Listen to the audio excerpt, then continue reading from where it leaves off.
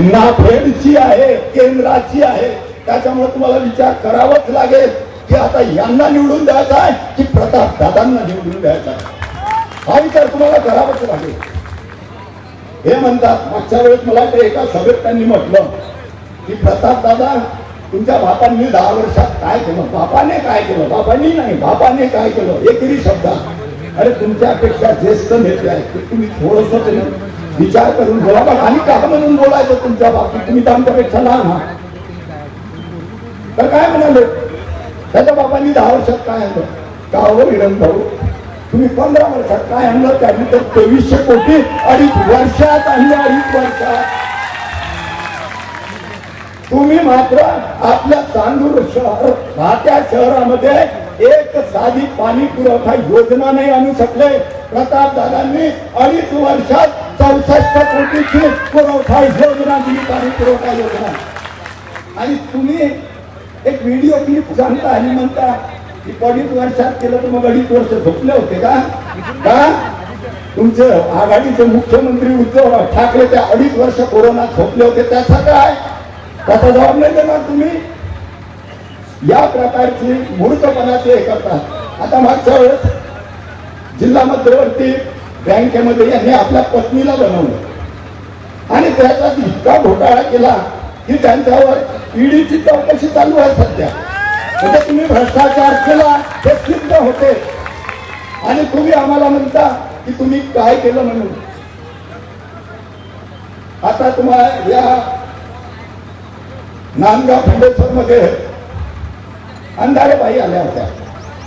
काय या अंधारेबाई राम आणि कृष्णाबद्दल इतकं वाईट बोलतात की तुम्हाला सांगू इच्छित नाही. तिथे नांदगाव खंडेश्वर मध्ये सांगितलं पण तुम्हाला नाही सांगितलं. तिथं गलिच्छ बोलतात की रामाच्या चरित्रावर चिंतोळे उडतात, कृष्णाच्या चरित्रावर चिंतोळे उडतात. मला एक समजत नाही की ही नेते कोणाची आहे, ही नेत्री कुठली आहे माहिती आहे? शिवसेनेची.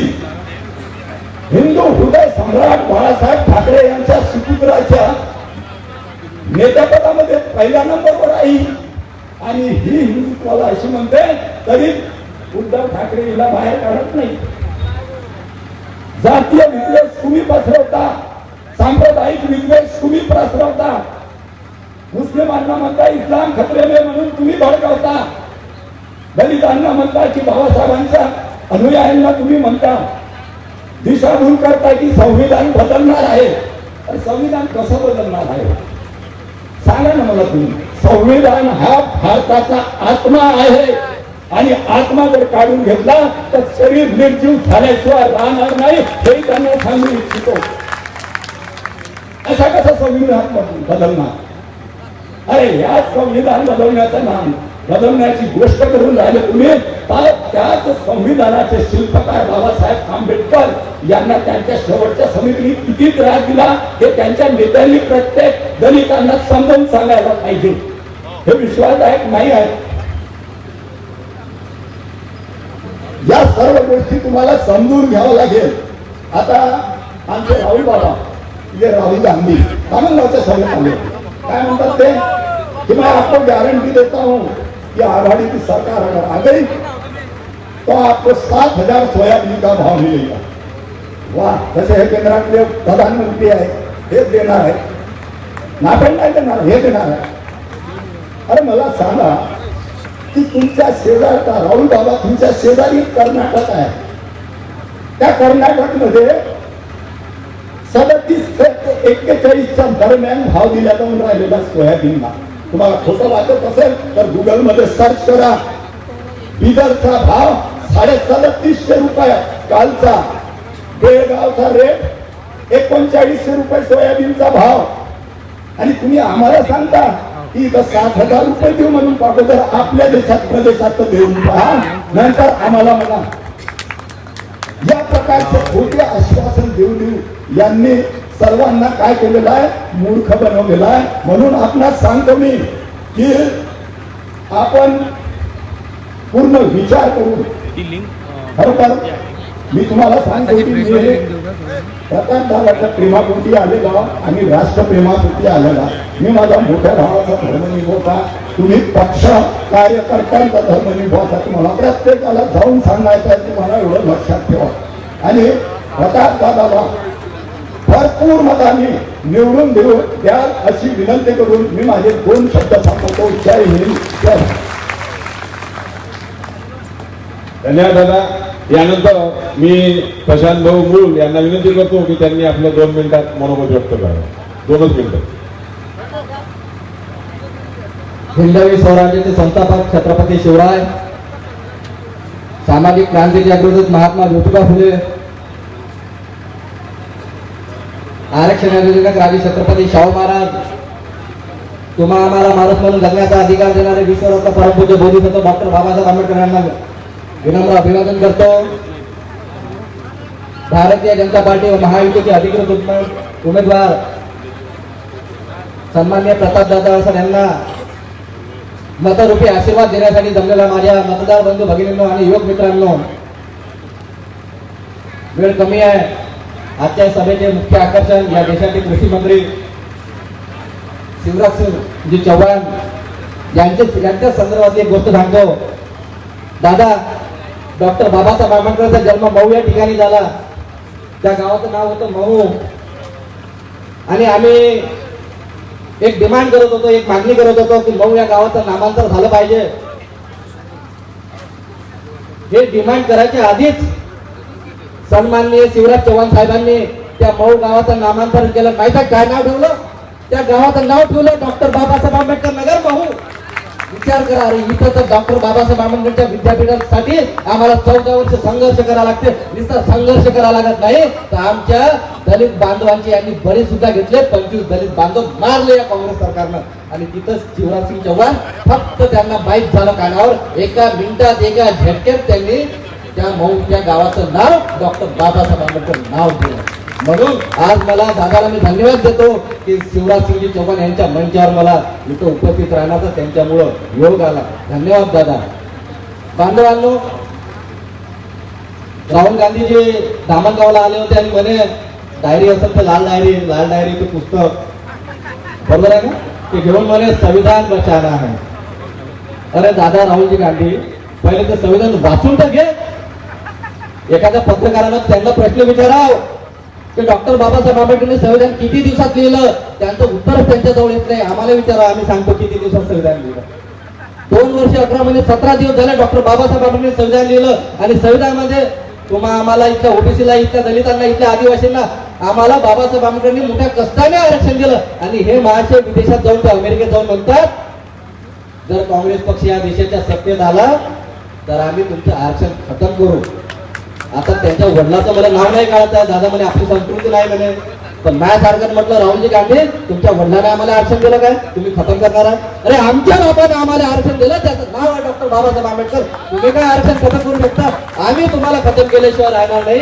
येणाऱ्या निवडणुकीमध्ये येणाऱ्या 20 तारखेला प्रताप दादाच्या कमळ या चिन्हाची बटन दाबून आपण प्रताप दादांना प्रचंड बहुमताने विजयी करावं, एवढंच मी आपल्यासमोर आवाहन करून आणि थांबतो. जय भीम, जय भारत, जय संविधान.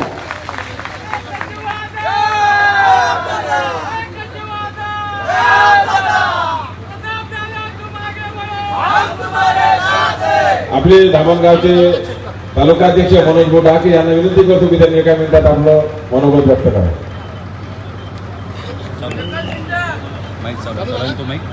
बोलो भारत माता की.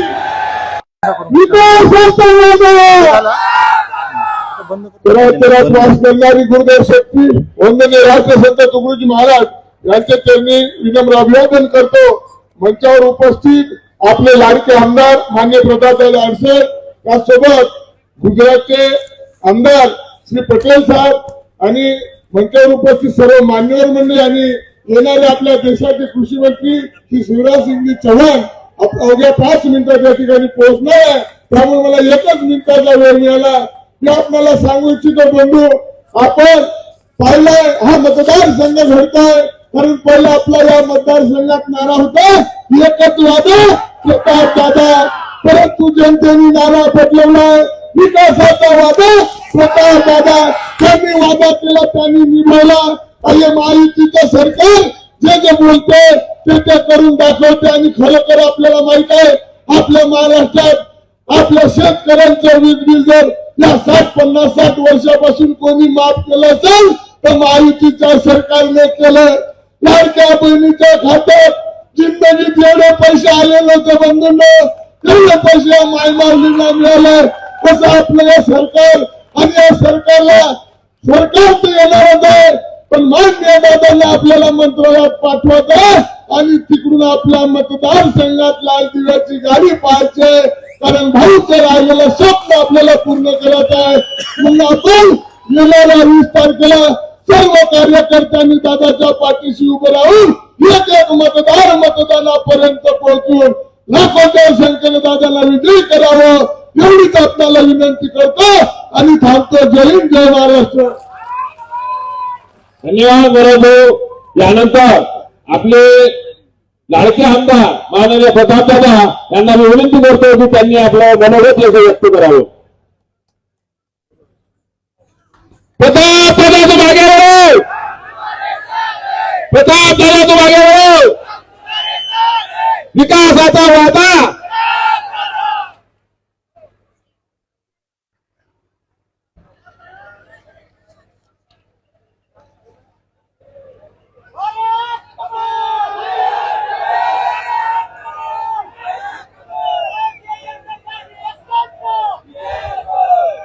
परमपित्या परमेश्वराच्या चरणी विनम्र अभिवादन. अखंड भारत मातेच्या चरणी विनम्र अभिवादन. आपल्या देशासाठी ज्यांनी आपलं संपूर्ण जीवन दिलं अशा सर्वच थोर विभूतींच्या चरणी सर्व संत महात्म्यांच्या चरणी विनम्र अभिवादन करतो. आज हिंदू हृदय सम्राट वंदनीय बाळासाहेब ठाकरे यांची पुण्यतिथी आहे. त्यानिमित्त त्यांनाही विनम्र अभिवादन करतो. विधानसभेच्या या निवडणूक प्रचार सभेकरिता मंचावर उपस्थित असलेले भारतीय जनता पक्ष व महायुतीचे सर्व घटक पक्ष यांचे सर्व सन्माननीय पदाधिकारी, माझे सर्व ज्येष्ठ मार्गदर्शक, समोर उपस्थित असलेली मोठ्या संख्येने आलेले सर्व ज्येष्ठ पितृतुल्य नागरिक, माता भगिनी व युवक मित्रांनो, याआधी झालेल्या सर्व भाषणांमध्ये या मतदारसंघाच्या विकासाच्या बाबतीत आणि मतदारसंघातील वातावरणाच्या बाबतीतही सविस्तर चर्चा झाली, सविस्तर माहिती आपल्यापर्यंत आली आहे. आणि बऱ्याच वेळा झालेल्या भाषणांमधून मी सुद्धा आपल्यापर्यंत या सर्व गोष्टी पोहोचवण्याचा प्रयत्न वारंवार करत राहिलो आहे. आपल्या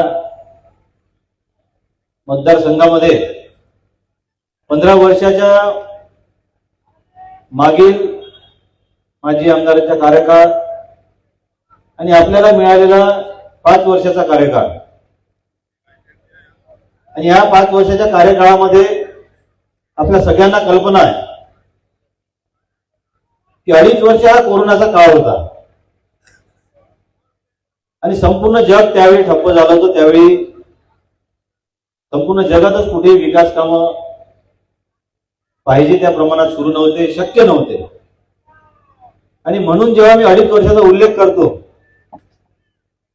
तेव्हा मला आता समजलं, मी स्वतः पाहिली नाही पण श्रीराम भाऊने बोलता बोलता सांगितलं की त्यांनी काहीतरी क्लिप काढली आहे म्हणे की 2.5 वर्ष 5 वर्ष आमदार होते, 2.5 वर्ष म्हणते, 2.5 वर्ष म्हणते, 2.5 वर्ष झोपले होते का? प्राध्यापक माणसाकडून या पद्धतीनं बोलण्याची तर निश्चित अपेक्षा नाही आहे. त्याच्यामुळं प्राध्यापक आहेत की नाही यावर शंका येण्यासारखी परिस्थिती आहे. संपूर्ण जगामध्ये कोरोना सारखी महामारी असताना आणि काहीही होऊ शकत नसताना त्या काळात कामं होणं शक्य नव्हते. मजूर घरात होते, सगळे लोक घरात होते, फक्त वैद्यकीय क्षेत्राच्या बाबतीत सगळ्या गोष्टी सुरू होत्या आणि त्यामुळे विकास कामं करणं शक्य नव्हतं. म्हणून मी बोलताना विकास कामांच्या बाबतीत जेव्हा बोलतो तेव्हा 2.5 वर्ष काळाचा उल्लेख करतो. त्याच्यावर त्यांनी जे असं स्टेटमेंट दिलं म्हणून राहिलंय. 2.5 वर्ष आम्ही घरात जरी असलो तरी निश्चितपणे झोपलो नव्हतो. या मतदारसंघातील अनेक मजूर, अनेक विद्यार्थी, अनेक नोकरी करणारे या देशाच्या विविध कानाकोपऱ्यामध्ये अडकले होते आणि त्यावेळी त्यांना त्या त्या ठिकाणी मदत करण्याचं काम त्या कोविडच्या काळात आम्ही केलं. अनेक विद्यार्थी घरापर्यंत सुखरूप आणण्याचं काम केलं. जे येऊ शकत नव्हते त्यांना तिथं त्यांच्या राहण्याची जेवणा खाण्याची व्यवस्था करण्याचं काम तिथल्या आमच्या सर्व भारतीय जनता पक्षाच्या पदाधिकारी, आमचे मित्र संबंधित या सगळ्यांच्या माध्यमातून करण्याचा आम्ही प्रयत्न केला. आणि त्याची अनेक उदाहरणे आहे. अनेक लोकांनी, अनेक मुला मुलींनी त्यावेळी धन्यवाद दिल्याचे सगळे पुरावे उपलब्ध आहेत. बाहेर देशातले तर आपण विद्यार्थी माननीय मोदीजींच्या माध्यमातून संपर्क साधून तिथले आपल्या चांदूर मधले काही विद्यार्थी आहेत जे विदेशात होते, धामणगावातले आहे, नांदगावमध्ये सुरत मधून मोठ्या प्रमाणात तिथं जे हिऱ्यांच्या कारखान्यात काम करणारे कारागीर आहेत ते मोठ्या संख्येने तिथे अडकले होते. त्यांनाही आपण सुखरूप नांदगाव भुवनेश्वरमध्ये, हिंगलाजपूरमध्ये आहे, त्यांनाही मोठ्या प्रमाणात आणला आहे. अनेक यादी मोठी आहे, माझ्या लक्षातही नाही. त्यामुळे कोविडमध्ये आपण काम करत होतो. जे जे शक्य आहे ते निश्चितपणे त्यावेळी काम केलं. आणि त्यानंतर 2.5 वर्षानंतर आपली सत्ता आली. कालच्या धामणगावच्या सभेत एक स्टेटमेंट माननीय राहुलजींनी दिलं असं मला समजलं. मी पूर्ण भाषण काही म्हणजे ऐकण्यात माझ्या आलं नाही, परंतु जी काही माहिती मिळाली त्यामध्ये त्यांनी असं म्हणले की 2.5 वर्षानंतर हमारी सत्ता इन्होंने चुरा ली. त्यांना एकतर माहितीचा अभाव असेल किंवा इथल्या लोकांनी व्यवस्थित समजून सांगितलं नाही. आपल्या सगळ्यांना कल्पना आहे 2019च्या निवडणुकीमध्ये भारतीय जनता पक्ष व शिवसेनेची युती होती. युतीमध्ये देवेंद्रजीच मुख्यमंत्री होणार या पद्धतीनं संपूर्ण राज्यामध्ये प्रोजेक्शन होतं. त्याच पद्धतीने प्रत्येक स्टेजवरून सांगण्यात येत होतं की देवेंद्रजींना मुख्यमंत्री करण्याकरता युतीला निवडून द्या. आणि सगळ्यांच्या स्टेजवरून सांगण्यात येत होतं. म्हणजे उद्धवजी सुद्धा आपल्या स्टेजवर हे सांगत होते. आणि असं असताना जेव्हा जनतेनं त्या युतीच्या बाबतीत कौल दिला आणि आपल्याला पूर्ण युतीला निवडून दिलं, त्याच्यानंतर खऱ्या अर्थानं यांनी आपलं सरकार चोरलं आणि यांच्यात मनामध्ये सत्ता भोगण्याची इच्छा जागृत झाली. आणि त्याच्यामुळे त्यांनी खऱ्या अर्थानं तेव्हा आपल्याकडून सत्ता चोरली असं म्हणण्यास हरकत नाही. आणि उलट वरून चोराच्या उलट्या बोंबा मारून राहिले. आपण उलट आपला जो अधिकार होता, जनतेनं दिलेला अधिकार होता, आपण हिसकावून नाही घेतला. जनतेनं महायुतीला सत्ता दिली होती, तीच आपण पुन्हा मिळवली. आणि त्यामध्ये शिवसेना आणि राष्ट्रवादीच्या सगळ्या आपल्या आता आजच्या सहकाऱ्यांनी आपल्याला मदत केली, घटक पक्षांनी मदत केली. त्यांच्या भाषणात अनेक मुद्दे होते, सगळ्या मुद्द्यांवर बोलणार नाही. आपल्या भागाच्या विकासाच्या बाबतीतच बोलीन.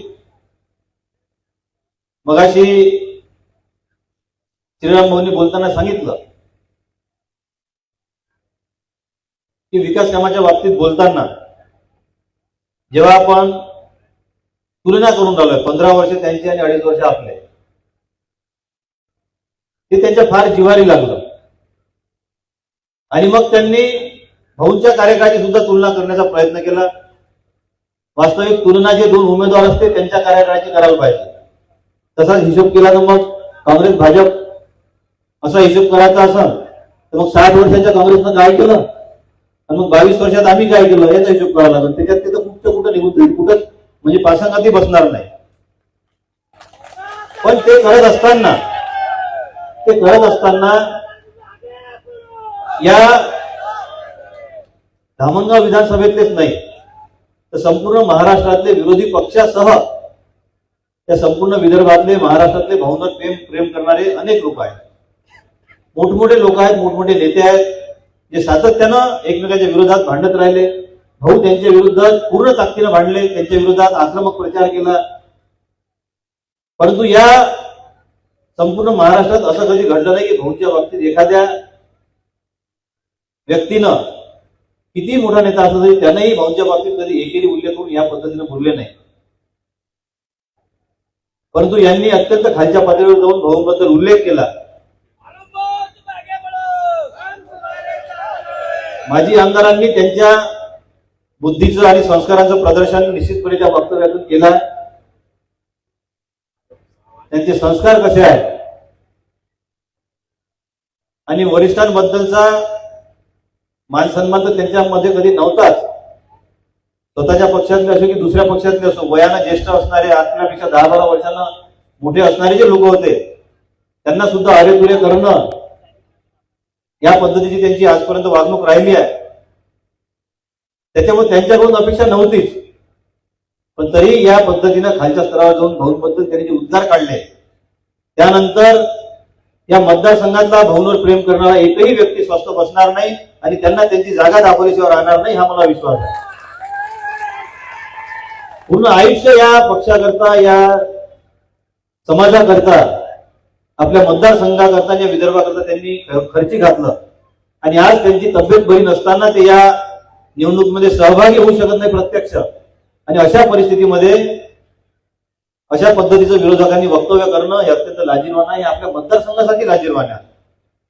बाहेर लोक आपल्या मतदारसंघाबद्दल काय विचार करतील की या मतदारसंघात उभे राहणारे, या मतदारसंघाचं प्रतिनिधित्व करणारे लोक हे कशा पद्धतीने वागतात, कशा पद्धतीने बोलतात. आणि फक्त भाऊ बद्दल बोलले असं नाही, या संपूर्ण देशातल्या मी मतदारसंघाबद्दल बोलत नाही, संपूर्ण देशातल्या शेतकऱ्यांबद्दलही त्यांच्या मनात काय प्रतिमा आहे, काय भूमिका आहे, ती त्यांनी आपल्या अतिशय खालच्या दर्जाच्या असलेल्या मनातून, खालच्या दर्जाच्या असलेल्या बुद्धीतून दाखवून दिलं.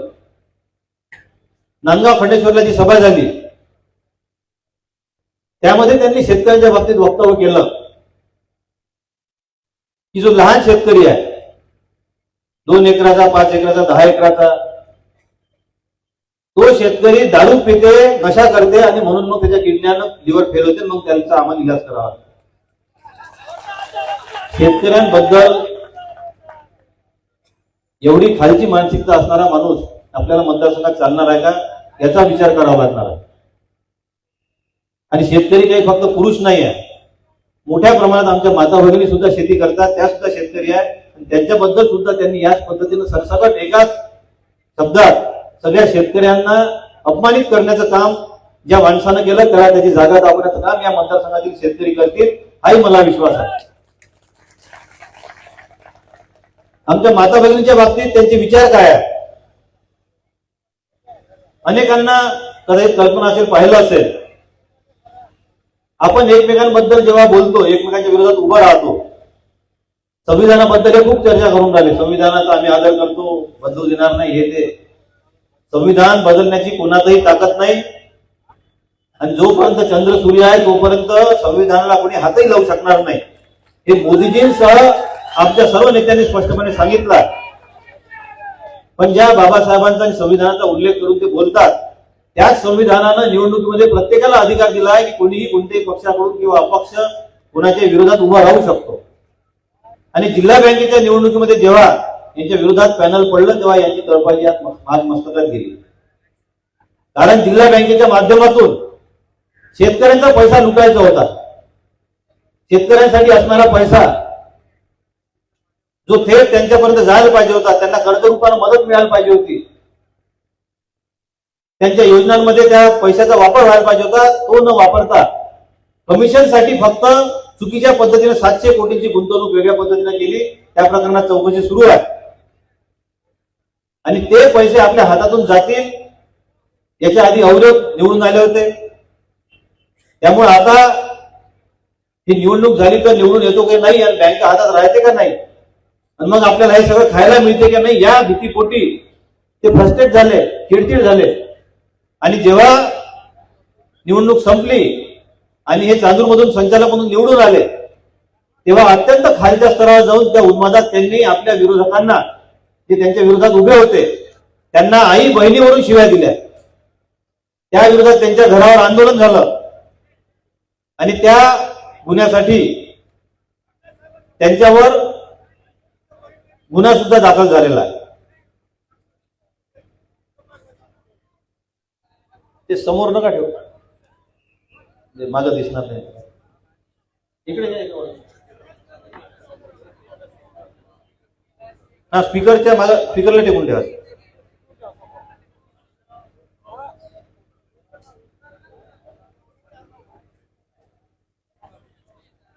तर आई बहिणीवरून त्यांना शिव्या देण्याचं काम करणारा व्यक्ती हा महिलांचा मान सन्मान करू शकेल का? आमच्या माता भगिनी विशेष करून मजुरी करणाऱ्या या आपलं कुटुंब कसं चालवतात त्यांना माहित आहे. आपल्या कुटुंबाचं मुलांचं जेवण खावण करणं, त्यांना शाळेत पाठवणं, नवरा कामाला जाताना त्याचा डब्बा करून देणं, सासू सासऱ्यांची सगळी काळजी घेणं आणि हे सगळं करून स्वतः मजुरीला जाऊन पुन्हा घराला हातभार लावणं, हे सगळं करणाऱ्या आणि आपलं कुटुंब पूर्ण क्षमतेनं आपल्या खांद्यावर त्याची धुरा घेऊन चालणाऱ्या आमच्या माता भगिनी, मोलमजुरी करणाऱ्या माता भगिनी, त्यांच्याविषयी काय बोलावं? त्यांचा मान सन्मान केला पाहिजे, त्यांना आदर दिला पाहिजे, त्यांच्या शक्तीची पूजा केली पाहिजे. आणि असं असताना आमचे माजी आमदार ज्यांच्यासमोर प्राध्यापक लागला ते भाषणामध्ये काय म्हणतात की या मजुरी करणाऱ्या बाया 25 रुपयाचा खर्रा घेतल्याशिवाय कामावर येत नाही. लाज वाटली पाहिजे. ज्या मातेच्या पोटातून आपण जन्म घेतो त्या आमच्या माता भगिनींच्या बाबतीत असं बोलताना जीभ इथं याची अडखळत नाही, यांना लाजही वाटत नाही. यांच्या पाठीशी आता कुठल्या माता भगिनी उभ्या राहतात हे या मतदारसंघात आता पाहायचं. अशा व्यक्तीच्या प्रचारातही खऱ्या अर्थाने एकाही स्त्रीनं फिरू नये अशी परिस्थिती आहे. आया बहिणीहून शिव्या देणाऱ्या आमच्या माता भगिनींना खर्रा खाल्ल्याशिवाय येत नाही असं म्हणणाऱ्यांच्या प्रचारात आमच्या माता भगिनी फिरू कशा शकतात? त्यांना मत कसं देऊ शकतात? हा सगळा विचार आपल्याला येणाऱ्या काळात करायचा. लाडकी बहीण योजनेच्या बाबतीत आमचे लाडके नेते माजी मुख्यमंत्री मध्य प्रदेशचे व केंद्राचे आपले कृषी मंत्री हे सविस्तर मांडतीलच, पण जेव्हा आपल्या सरकारने ही योजना जाहीर केली त्यावेळी यांनी ओरडणं सुरू केलं की योजना खोटी आहे, ही योजना होऊच शकत नाही, 1,500 रुपये महिन्याचे दिले जाऊ शकत नाही, एवढा पैसा जर दिला तर महाराष्ट्र कर्जबाजारी होऊन जाईल. पण आपल्या सरकारने ठामपणे सांगितलं की आम्ही सगळी त्याची तरतूद केलेली आहे, आमच्या माता भगिनींसाठी आम्ही योजना राबवणार. योजना सुरू झाली, आपल्या खात्यामध्ये पैसे यायला लागले आणि जेव्हा लक्षात आलं की सगळ्या माता भगिनी आता महायुतीकडे वळून राहिल्या तेव्हा हे त्याच्या विरुद्ध कोर्टात गेले. काही योजना बंद करा, याच्यामुळे सरकार बुडणार आहे, कर्जबाजारी होणार आहे. कोर्टाने त्यांना स्पष्ट सांगितलं की हा सरकारचा धोरणात्मक निर्णय आहे, महिलांना आत्मसन्मान देणारा, त्यांना आत्मनिर्भर करणारा निर्णय आहे, तशी ती योजना आहे, त्याच्यामुळे आम्ही याच्यात निर्देश देणार नाही. याची का फेटाळून लावली कोर्टानं आणि यांना घरी पाठवलं. आणि जेव्हा लक्षात आलं की आता कुठूनच काही होत नाही, आमच्या माता भगिनींच्या खात्यात 7,500 रुपये जमाही झाले, त्याच्यानंतर दिवाळीचा बोनस 5,000 रुपये आपल्या सरकारने देण्याचा निर्णय घेतला, त्याच्यावर मुख्यमंत्र्यांची सही झाली. पण पुन्हा यांच्या पोटात दुखलं आणि आयोगाकडे गेले. निवडणूक आयोगाकडे जाऊन सांगितलं की निवडणुकीच्या तोंडावर हे 5,000 रुपये टाकू देऊ नका, नाही तर मतांवर परिणाम होईल. आणि आयोगानं त्यावर स्थगिती दिली. ते 5,000 रुपये दिवाळीच्या तोंडावर आपल्या खात्यात आले असते. भिकारी होईल, भिकेला लागेल.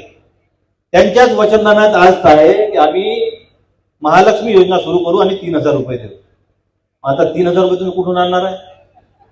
1,500 रुपये देता येत नाही म्हणणारे 3,000 रुपये कुठून आणणार आहे? तुमच्यापाशी केंद्रातही सत्ता नाही, आमच्यापाशी मोदीजी आहे, आम्हाला अडचण आली तर मदत करा. तुमच्यापाशी कोण आहे? आणि एवढीच आहे तुम्हाला द्यायची पैसे मदत. त्यांनी हे म्हटलं निवडणुकीच्या तोंडावर ही योजना आणली.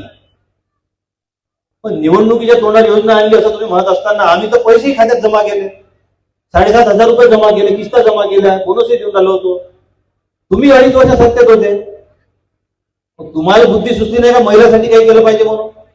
तुमच्या काळात तुम्ही योजना आणली नाही. आता तुम्ही जो जाहीरनामा करून राहिले तो निवडणूक पाहून नाही आहे का?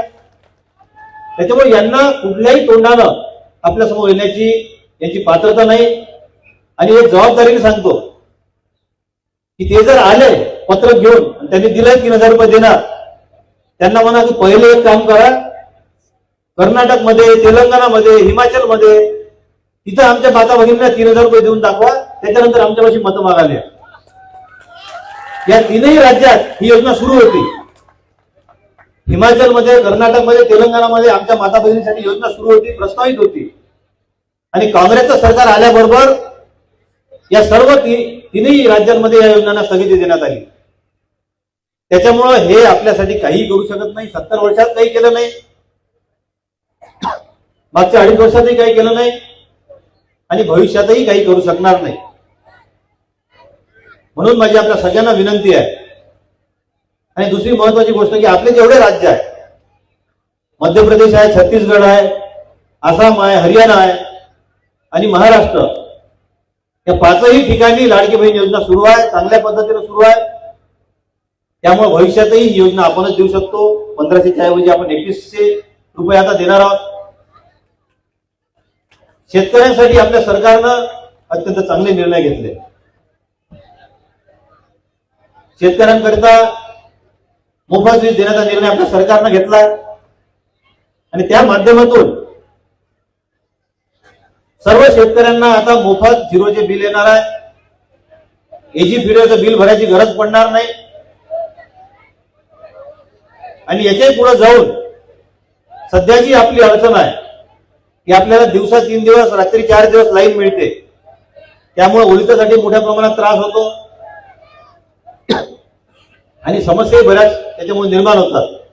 तर हे होऊ नये म्हणून देवेंद्रजी मुख्यमंत्री असताना आपल्या सरकारने निर्णय घेतला होता की दिवसा पूर्ण वेळ 12 महिने शेतकऱ्यांना वीज मिळावी. याकरता जे एजी फिडर आहे ते सोलरवर कन्व्हर्ट करण्याचं काम देवेंद्रजी मुख्यमंत्री असताना सुरू झालं. त्या काळाचे जे काही सरपंच असतील त्यांना कल्पना आहे. त्यावेळी राज्य सरकारकडून या सर्व सरपंचांना पत्र आले होते की आपल्याला एजी फिडर हे सोलरवर करायचे आहे, त्याकरता जागा उपलब्ध करून द्यावी. आणि ती जागा उपलब्ध करून देण्याकरिता राज्य शासनाकडून ग्रामपंचायतला पत्र आले होते. अनेक ग्रामपंचायतींनी त्या काळी ठरावही घेतले. पण दुर्दैवानं यांचं सरकार आलं आणि या 2.5 वर्षात त्या योजनेवर एकही बैठक झाली नाही, एकही कागद पुढे सरकला नाही. पूर्ण 2.5 वर्ष या योजनेवर कुठलंही काम झालं नाही आणि त्याच्यामुळं जे आज आपल्याला दिवसभर वीज मिळायला पाहिजे होती ते मिळू शकली नाही. आपलं सरकार आलं, पुन्हा त्याच्यावर काम सुरू झालं, काम वर्किंग पूर्ण झालं, त्याच्यावरचं त्याचे टेंडर निघाले आणि आपल्या मतदारसंघातल्या 4 फिडरचे टेंडर निघून त्याचं कामही सुरू झालं आहे. उरलेल्या कामांचं टेंडर इलेक्शन संपल्यानंतर लगेच निघणार आहे, कारण त्याकरता जागा उपलब्ध करून देण्याला उशीर झाला. परंतु हे कामं सुरू झाले आहेत आणि टेंडर झाल्यानंतर साधारण 10 ते 15 महिन्यामध्ये हे सर्व एजीचे फिडर सोलरवर होतील आणि त्यानंतर संपूर्ण शेतकऱ्यांना मोफत आणि 12 महिने दिवसा वीज देण्याचा निर्णय आपल्या सरकारने घेतला आणि तो इम्प्लिमेंट होणार आहे. पण मी जसं सांगितलं की या नालायकांनी जलयुक्त शिवारची योजना बंद केली, सोलर फिडरची योजना बंद केली. त्याच पद्धतीनं नळगंगा वैनगंगा प्रकल्प ज्या माध्यमातून या संपूर्ण विदर्भात मोठ्या प्रमाणात आपल्याला लाभ झाला असता, आपलं पूर्ण क्षेत्र हे सिंचनाखाली आलं असतं. पण या योजनेमध्ये अडथळा निर्माण केला. मागील 2.5 वर्ष अवघ्या 5-10 मिनिटात माननीय शिवराजसिंगजी चौहान हे आपल्या मंचावर येणार आहेत. 2 मिनिटं ते फ्रेश होऊन लगेच आपल्या मंचावर येतील. तोपर्यंत सर्वांनी शांत बसावं असं मी विनंती करतो. या सर्व योजनांच्या बाबतीत या महाआघाडीच्या 2.5 वर्षाच्या सरकारमध्ये स्थगिती देण्यात आली. कुठलंही काम झालं नाही आणि जे काम आज पूर्ण व्हायला पाहिजे होते ते काम झाले नाही. आणि नळगंगा वैनगंगा प्रकल्प मी सांगितला,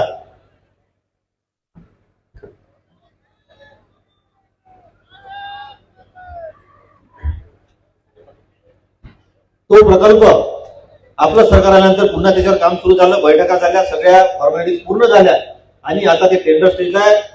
86,000 कोटी रुपयाचं टेंडर आहे. संपूर्ण विदर्भात लाखो हेक्टर शेती सिंचनाखाली येणारा तो प्रोजेक्ट आहे, जो आपल्या सरकारमध्ये सुरू झाला होता. पुन्हा आपलं सरकार आल्यानंतर आता पूर्णत्वास येणार आहे. पाथरगाव उपसा सिंचनचा विषय सांगितला. तळहातावर केस फुटेल पण पाथरगाव उपसा सिंचन होणार नाही असं त्यांच्याच कार्यकर्त्यांना म्हणणारे काम करू शकले नाही. ते काम आपण पूर्ण केलं, आपल्या सरकार आल्यानंतर आपण पूर्ण केलं. आज नोव्हेंबर-डिसेंबर मध्ये पाणी मिळणं त्या भागामध्ये सुरू होऊन जाईल. रस्त्यांचं काम असो, सभागृहांचे काम असो, बौद्ध विहारांचे काम असो, सर्व समाजांकरता भोई समाज, ग्वारी समाज, आदिवासी समाज,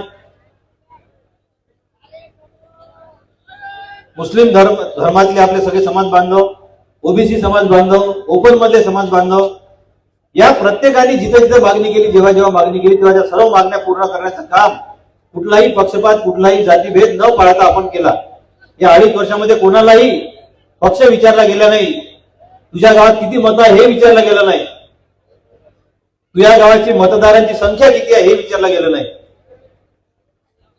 चिखली वैद्य म्हणून नांदगावमध्ये गाव आहे छोटस, त्या गावातले काँग्रेसचे कार्यकर्ते त्यांच्या मागे लागले की भाऊ आमचा रस्ता खूप खराब आहे, रस्ता करून द्या.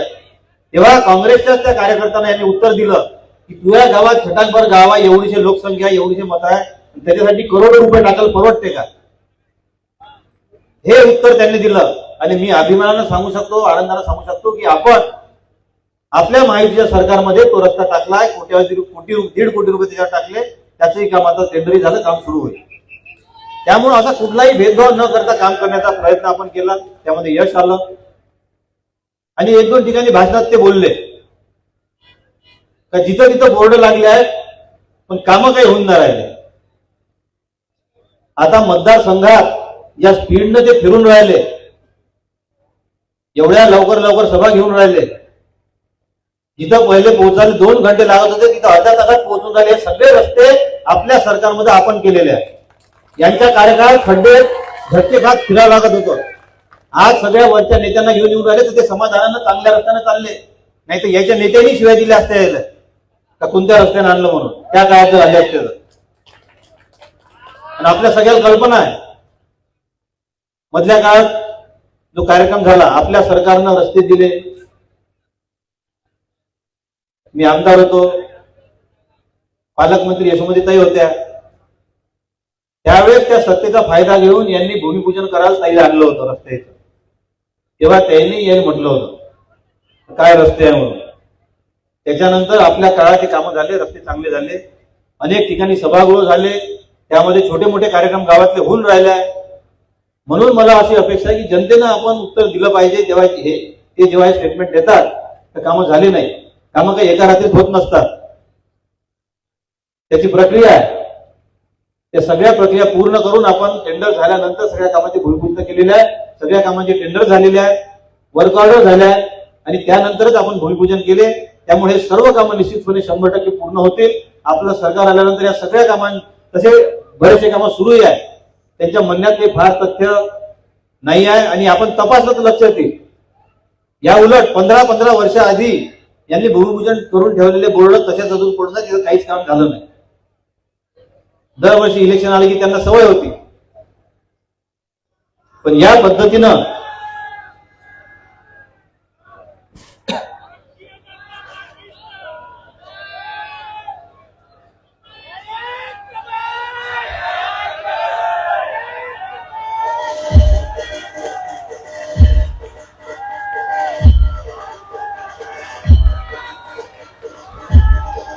हमारे लाडले नेता मध्य प्रदेश के यशस्वी माजी मुख्यमंत्री, केंद्र में हमारे कृषि मंत्री शिवराज जी, इनका आगमन हो गया है.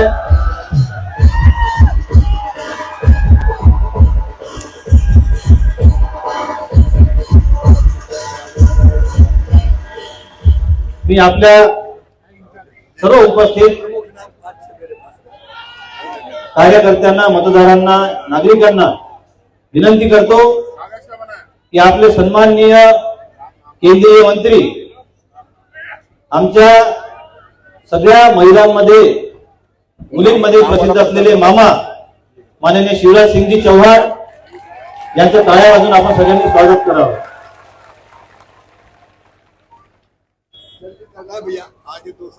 एक मिनिट. माननीय हमारे नेता माननीय केंद्रीय मंत्री शिवराज सिंह जी, इनका मैं हमारे विधानसभा मतदार संघ धामनगांव रेलवे में, चांदूर रेलवे शहर में दिल से स्वागत करता हूं और उनका धन्यवाद देता हूं कि अपने व्यस्त कार्यक्रम में से भी समय निकाल के मेरे लिए विशेष तौर पर आप आए, हमें आशीर्वाद देने के लिए आए, मुझे विजय बनाने के लिए आप यहां तक आए. इसलिए मैं आपका दिल की गहराइयों से स्वागत करता हूं, धन्यवाद देता हूं। माननीय शिवराज सिंगजींना पुढे सभा आहे आणि पुढे जायचं आहे, त्यामुळे मी आपल्या सगळ्यांना नम्र विनंती करतो की आपण या 19 मध्ये ज्या पद्धतीने माझ्या पाठीशी उभे राहिलात त्याच पद्धतीनं 20 नोव्हेंबर 2024 ला सुद्धा पूर्ण ताकदीनं माझ्या पाठीशी उभं राहावं, आशीर्वाद द्यावे, पुन्हा एकदा आपली सेवा करण्याची संधी द्यावी अशी नम्र विनंती करतो। आपल्या सगळ्यांचे आभार मानतो आणि माननीय शिवराज सिंग चौहान यांना विनंती करतो की त्यांचं मी 1 मिनिटात स्वागत करून त्यानंतर ते आपल्याला संबोधित करतील अशी त्यांना विनंती करतो।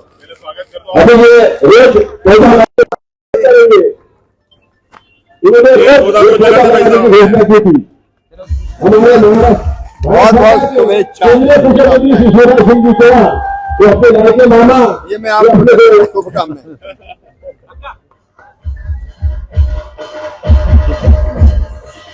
40 सीटों पे क्या है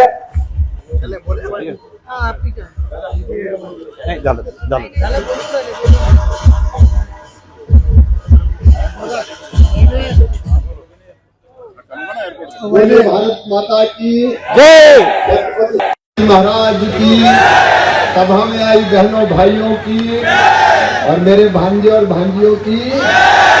अरे एमपी का मामा तो महाराष्ट्र का भी मामा।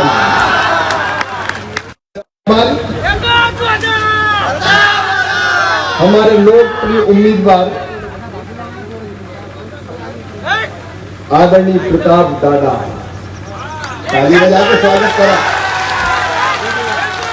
आदरणीय रामदास जी, सुरेश भाऊ जी, जयंत राव जी, पुरुषोत्तम जी, चरणदास जी, प्रशांत, हमारे लोकप्रिय उम्मीदवार आदरणीय प्रताप दादा, ताली बजा के स्वागत करा। आदरणीय रामदास जी, सुरेश भाऊ जी, जयंत राव जी, पुरुषोत्तम जी, चरणदास जी, प्रशांत जी। अब अगर इजाजत दें तो समय बहुत कम है, 2 सभा भी और करनी है, इसलिए आदरणीय मंच, मेरी बहनों, मेरे भाइयों, भांजे भांजियों, दोनों हाथ जोड़ के आप सबको प्रणाम, आप सबको नमस्कार। आज बाला साहब ठाकरे स्मृति दिवस है, मैं उनके चरणों में भी प्रणाम करता हूं। उनके बताए रास्ते पर महायुति की सरकार चल रही है, लेकिन कहती हुए लज्जा आती है कि उनके बेटे ने उनके नाम को कलंकित करने का पाप किया। सत्ता की खातिर सिद्धांतों से समझौता कर लिया, कहां कांग्रेस की गोद में जाके बैठ गए, जिस कांग्रेस का जिंदगी भर बाला साहब ठाकरे विरोध करते रहे। आज वो जहां भी है उनकी आत्मा रोती होगी कि उद्धव इतना नालायक कैसे निकल गया।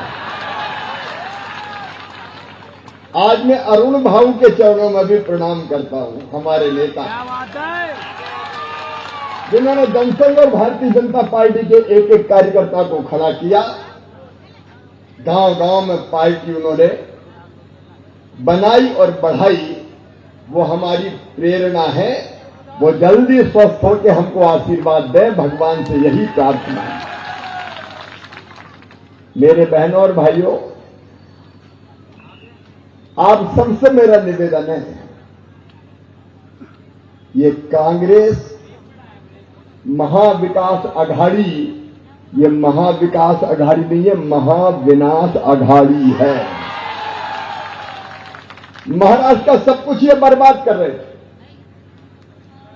उद्धव ठाकरे कोई सरकार चला रहे थे क्या? सरकार नाम की चीज ही नहीं थी। कोविड के दौरान मैं भी मुख्यमंत्री था, मैं रोज घर से बाहर जनता के बीच जाता था। ये ओम यहां बैठे मध्य प्रदेश से आए, लेकिन ये उद्धव बाबा एक दिन भी घर से बाहर नहीं निकले, जनता को अपने हाल पे छोड़ दिया। बताओ, ऐसे उद्धव ठाकरे, कांग्रेस और राष्ट्रवादी शरद पवार अगर सत्ता में रहती तो महाराष्ट्र बचता क्या? महाराष्ट्र का सत्यानाश हो जाता। और इसलिए तय किया, उनकी पार्टी ने सिंध साहब ने कि ऐसी पार्टी में रहने का कोई फायदा नहीं, ऐसे गठबंधन में कोई फायदा नहीं है। और वो महाराज महायुति की सरकार बनी, और केवल महायुति की सरकार नहीं बनी, सरकार ने महाराष्ट्र को बना दिया, विकास की एक नई गंगा बहा दी। नरेंद्र मोदी जी के नेतृत्व में एक वैभवशाली, गौरवशाली, संपन्न, समृद्ध और शक्तिशाली भारत का निर्माण हो रहा है। अद्भुत नेता है नरेंद्र मोदी। मोदी भारत को भगवान का वरदान है। और यहां आदरणीय शिंदे जी, देवा भाऊ और उनके साथ साथ अजीत पवार, मेरी बहनें बैठी है। मेरी बहनों, कभी एक पैसा महाविकास आघाड़ी ने दिया क्या बहनों के खाते में? मध्य प्रदेश में हमने लाडली बहना योजना बनाई। उस योजना के पीछे तर्क क्या था? लोग कहते थे फ्री में बांट रहे हैं, फ्री में नहीं बांट रहे। मेरी बहनों, ये आधी आबादी को पूरा न्याय है। बताओ भाई और बहनों, इस धरती के संसाधन पे बहनों का हक भी है कि नहीं है? अरे जोर से बोलो, है कि नहीं? ये धरती तुम्हारी, ये जल तुम्हारा, ये जंगल तुम्हारे, ये जमीन तुम्हारी, ये खनिज तुम्हारे। लेकिन कई बार 1000-2000 रुपए की तरस जाती थी, जरूरत पड़े तो हाथ फैलाने पड़ते थे। अगर सावन के महीने में माए के जाना हो तो मन में लगता था जाऊंगी तो भैया के बेटा बेटी आएंगे, बुआ जी आई है, हमारे लिए क्या लाई है। और पैसा पास नहीं होते थे तो मन में तकलीफ होती थी। कई बार पतिदेव से मांगते थे तो वो भी कह देते थे जब देखो मांगती रहती है, नहीं है मेरे पास, तो उदास होकर बैठ जाती थी। मेरी बहनों, इस दर्द को हमने समझा। मेरे लिए बहनें देवी का साक्षात स्वरूप है। गंगा गीता गायत्री है, सीता सत्या सावित्री है और दुर्गा लक्ष्मी सरस्वती है। मैं तो मध्य प्रदेश के हर कार्यक्रम का शुभारंभ बेटियों का पूजन करके ही करता हूं। जीवित जागृत बेटी की आंखों में, बहन की आंखों में आंसू नहीं रहना चाहिए, उनके चेहरे पर भी मुस्कुराहट आना चाहिए। उनको भी जीने का हक और मुस्कुराने का अधिकार है। और जो योजनाएं कई बनाई, उनकी चर्चा नहीं करूंगा। मन में इस भाई के ये विचार आया कि मेरी बहनें मजबूर नहीं, मजबूत है, स्वाभिमान के साथ अपनी जिंदगी जिए। और इसलिए हर एक बहन का अगर बैंक खाता होगा और उस खाते में हर महीने पैसा आए, जिसको जब चाहे मेरी बहन बैंक जाए और निकाल के ले आए, तो मेरी बहनों का मान सम्मान बढ़ेगा, उनका आत्मविश्वास बढ़ेगा। और जो लाडली बहना योजना बनी मध्य प्रदेश की धरती पर, तब भी कांग्रेस ने लाडली बहना का मध्य प्रदेश में विरोध किया। कोर्ट गए, रोको रोको रोको। अरे मैं इनका मामा को दुनिया की कोई ताकत रोक नहीं सकती। और यहां मैं महायुति की सरकार को हृदय से धन्यवाद देना चाहता हूं। अपनी बहनों की जिंदगी बदलने के लिए यहां भी बन गई माझी लाडली बहना योजना। अब हर महीने बहनों के खाते में 1500 रुपया जा रहा है। कैसी योजना मेरी बहनों, बताओ? अरे बोल के बताओ ना, जोर से बोलो, कैसी योजना है? जब मैंने पूछा मध्य प्रदेश में लाडली बहना योजना के बारे में कि बहनों बताओ तुम्हारी जिंदगी में क्या परिवर्तन आया है, तो बहनें मुझे कहने लगी, भैया अब तो घर में इज्जत बढ़ गई है। आजकल सासू माँ भी बड़े प्रेम से बोलती, बहू कैसी हो, ठीक तो हो ना, तुम भी रोटी में घी लगा लो। और कई बहनें मुझे बोली कि आजकल तो पप्पू के पापा भी बड़े प्यार से बोलते हैं। और बहनों ने उस पैसे का दुरुपयोग नहीं किया। मैं भाइयों की गारंटी नहीं देता, पैसे मिलते तो हो सकता था कहीं गड़बड़ कर जाते हैं, लेकिन बहनों ने गड़बड़ नहीं की। एक पैसा फालतू खर्च नहीं किया। महाराष्ट्र में भी और मध्य प्रदेश में भी कई बहनों ने कहीं सिलाई की मशीन खरीद के कपड़ा सीने का काम शुरू कर दिया। कोई ने छोटी मोटी फल की, सब्जी की दुकान लगा दी। छोटे मोटे काम धंधे शुरू करके अपनी जिंदगी को बदला है लाडली बहना योजना से। मेरी बहनों ने, ये योजना तुम्हारा जीवन बदलने की योजना है। और इसे कांग्रेसी लाट ब्लॉक कोशिश की, कोर्ट में चले गए, रोको रोको रोको। लेकिन सुन लो, अब दुनिया की कोई ताकत इस योजना को रोक नहीं सकती। बहनें जाग गई है। नारी शक्ति जाग गई है। अब तो बाकी राज्यों में भी कह रहे हैं बनाओ, नहीं तो बहनें मार डालेंगी, कहेंगे ये वहां तो बना दी तुमने, नहीं किया कोई। और मैं देवेंद्र जी को, शिंदे साहब को, पवार साहब को बधाई देना चाहूंगा। अभी तो आ रहे हैं 1500, इस चुनाव के बाद हो जाएंगे 2100 रुपया महीना। कितने हो जाएंगे? जोर से बोलो ना, कितने? बहनों की जिंदगी बदलना है, लेकिन किसान भाइयों तुम्हें भी नहीं छोड़ना है। और मैं कहने आया हूं, मैं कृषि मंत्री हूं। कृषि मंत्री रहते हुए प्रधानमंत्री जी के नेतृत्व में कई काम किए हैं। सोयाबीन के रेट कम हो गए। हमने विदेश से आने वाले खाद्य तेल पर 0% ड्यूटी लगती थी, बढ़ा के 27.5% कर दी।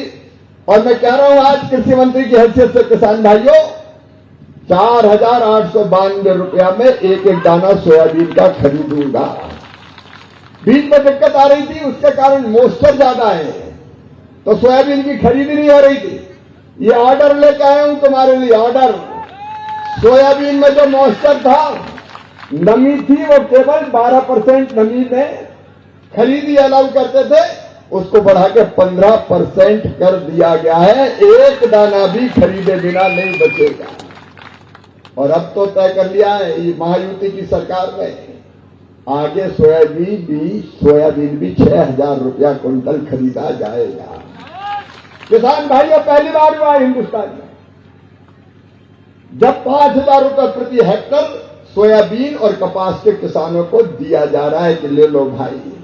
ये नरेंद्र मोदी थे जिन्होंने शुरू किया किसानों को किसान सम्मान निधि 6,000 रुपया, लेकिन महायुति की सरकार ने तय किया 6,000 और देंगे और आगे तो 15,000 रुपया हर साल किसान भाइयों दिए जाएंगे। यहां तूर भी बहुत होती है, अरहर, तूर। मैं आज कह रहा हूं, भारत का कृषि मंत्री शिवराज सिंह चौहान, और मामा जो कहता है वो करता है। तुअर 7,550 रुपया क्विंटल से कम नहीं बिकने दूंगा। एक एक दाना हम खरीदेंगे प्रधानमंत्री जी के आशीर्वाद। कपास भी समर्थन मूल्य 6,620 रुपया से बढ़ाकर 7,121 रुपया कर दिया गया है। और सीसीआई से पूरी खरीदी करवाऊंगा, चिंता मत करना। आपकी जिंदगी बदलना है, आपकी जिंदगी बदलना है। इसलिए प्रधानमंत्री नरेंद्र मोदी है, इसलिए महायुति की सरकार है। और अब तो महायुति ने कह दिया है 7/12 कोरा। कांग्रेस कभी नहीं करती, वो केवल कहते हैं, करते नहीं है। कर्नाटक में, हिमाचल में कर्जा माफ कर देंगे, मध्य प्रदेश में कर्जा माफ कर देंगे, किया ही नहीं, भूल गए। लेकिन भाजपा जो कहती है वो करती है।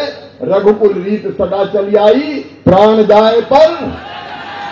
हमने जो कहा है वो करके दिखाएंगे। कर्जा भी माफ होगा, आपके सूखे खेतों की प्यास बुझाने पानी भी लाया जाएगा। और लाड़की बहनाओ, अब लखपति दीदी भी बनवाई जाओगी।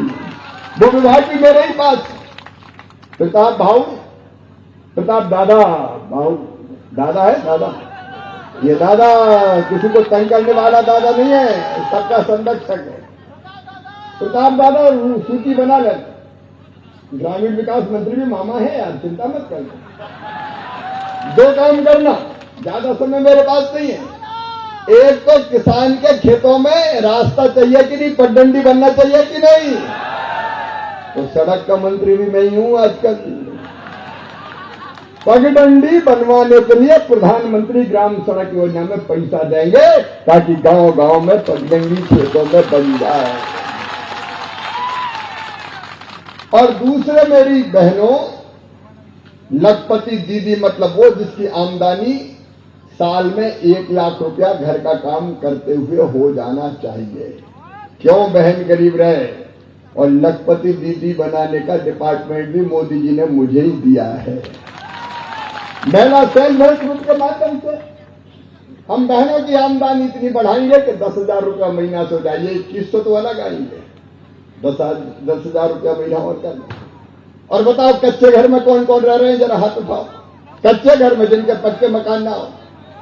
तो आज मामा ये भी कहने आया है कि जिनके कच्चे घर है, प्रताप दादा सर्वे होगा, निर्देश दे दिए हमने, और जिनके कच्चे घर है सर्वे करके सूची बनाएंगे और पक्का मकान बनाने के लिए उनको पैसा दिया जाएगा। कोई कच्चे घर में नहीं रहेगा। बताओ, सबका पक्का मकान होना चाहिए कि नहीं? अरे बड़ा बंगला ना हो, छोटा तो हो ना, सर्दी गर्मी बरसात में हमारे बेटा बेटी भी आराम से रह सके। और इसलिए पक्का घर बनाने का इंतजाम भी करेंगे। आपकी जिंदगी बदलना है, महाराष्ट्र का विकास करना है। भाजपा जो कहती है करती है। हमने कहा था अयोध्या में भगवान श्री राम के मंदिर का दिव्य और भव्य मंदिर बनाया जाएगा। कांग्रेस के लोग मजाक उड़ाते थे, वैसे कैसे कह रहे हैं, बनाएंगे थोड़ी। हम कहते थे राम लला हम आएंगे, मंदिर वही बनाएंगे। वो कहते थे तारीख नहीं बताएंगे। अब देख लो अयोध्या में दिव्य और भव्य मंदिर, बताओ बना कि नहीं बना? कश्मीर से धारा 370 हट गई कि नहीं हटी? लेकिन पाकिस्तान कह रहा है धारा 370 फिर से लगाओ। जो पाकिस्तान कह रहा है वो कांग्रेस भी कह रही है कि धारा 370 फिर से लगाओ। लेकिन राहुल बाबा, तुम्हारे पुरखे और 4 पीढ़ियां भी धारा 370 फिर से नहीं लगा सकते। हम देश बनाने के लिए, देश बढ़ाने के लिए, लेकिन ये देश बांटने का षड्यंत्र कर रहे हैं। पंडित जवाहरलाल नेहरू जी ने सत्ता की खातिर हिंदुस्तान को धर्म के आधार पर बांटा था, और ये राहुल गांधी जाति के आधार पर टुकड़े टुकड़े करना चाहता है समाज के। लेकिन मेरे बहनों और भाइयों, एक रहेंगे तो सेफ रहेंगे। बटना नहीं है, मिलकर आगे बढ़ना है। महायुति की महाविजय कीजिए। मैं झारखंड का प्रभारी हूं, भावी भाजपा की सरकार बन रही है धूमधाम के साथ। महाराष्ट्र को आगे बढ़ाइए, विकास की दिशा में ले जाइए और जनता का कल्याण कीजिए। भांजे भांजियो, तुम्हारे लिए भी कसर नहीं छोड़ेंगे। चाहे नौकरियों का सवाल हो या 10,000 रुपया 10 लाख बच्चों को ट्यूशन फीस देने का सवाल हो, महायुति की सरकार देगी। समय मुझे इजाजत नहीं दे रहा कि मैं और लंबा बोलूं, क्योंकि 2 सभाएं हैं। मैं आप सबसे निवेदन करने आया हूं, प्रताप दादा प्रतापी है, यहाँ के विकास में कसर नहीं छोड़ेंगे। दिल्ली में मोदी जी, यहाँ महायुति की सरकार, और फिर उनके साथ प्रताप दादा दिन रात की जान से आपकी सेवा करें। और एक बात और सुन लेना, मामा एक बार अगर संबंध जोड़ता है तो जीवन में तोड़ता नहीं है। बोनस में मामा भी मिलेगा। दिल्ली से आवाज लगाओगे तो तुमने पुकारा और हम चले आए। मैं भी पूरी मदद करने का प्रयास करूंगा। आप सबसे मेरा निवेदन है, कमल के फूल की बटन दबाएं, प्रताप दादा को भारी बहुमत से विजयी बनाएं और विकास की जवाबदारी महायुति सरकार और प्रधानमंत्री नरेंद्र मोदी जी को सौंप जाए। बोलिए, सब तैयार हैं? कमल के फूल की बटन दबाएंगे, प्रताप दादा को भारी बहुमत से विजयी बनाएंगे, मोदी जी का साथ देंगे। तो बहनों, एक बात और याद रखना, ये कांग्रेस महाविकास आ गई तो सबसे पहले महाविनाश करेगी लाड़की बहनी का, ऐसे ही रह जाओगी। अब तो कांग्रेसी परिवार की बहनें भी कह रही हम तो उधर ही देंगे 1500 रुपया। इसलिए सावधान रहना। आइए हम संकल्प लें, कमल के फूल के बटन दबा के प्रताप दादा को जिताएंगे। और ये संकल्प लेने के लिए दोनों हाथ ऊपर उठा के, दोनों खड़े होकर आज संकल्प हो जाए। दोनों हाथ ऊपर उठा के, दोनों मुट्ठी बांध के, भारत माता की जय बोल के प्रताप दादा को जिताने का संकल्प लेंगे। बोलिए, भारत माता की, भारत माता की, भारत माता की। बहुत बहुत धन्यवाद, प्रणाम, नमस्कार।